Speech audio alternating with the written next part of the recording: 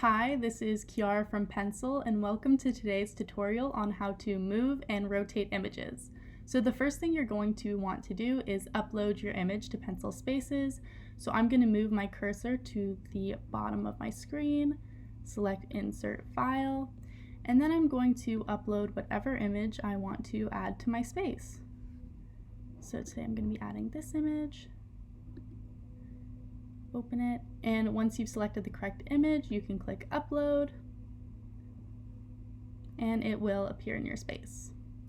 So to move the image, you will hover your cursor over it, click on the image, and drag it to wherever you would like to put it.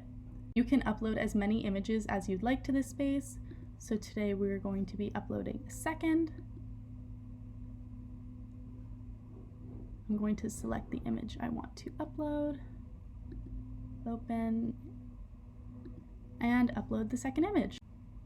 Again, to move it where you would like to move it, hover over the image, click it, and drag the image to where you want to put it.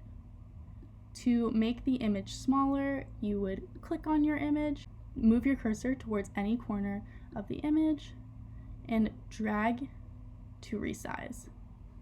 So now Paulina is going to be using the protractor tool to recreate the triangle. She will be using the rotating feature we have on Spaces.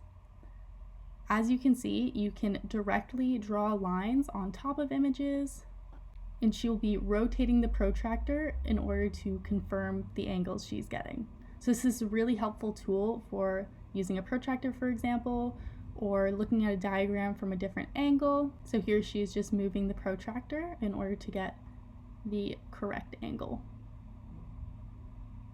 If I would like to rotate an image, I will click on the image I would like to rotate, move my cursor to any corner of the image until I see a curved line with two arrows. Then I will click down and move towards the left or right to rotate the image in any way I would like. I hope you found today's tutorial helpful. If you have any further questions, you can click the Help button at the top right corner of your screen.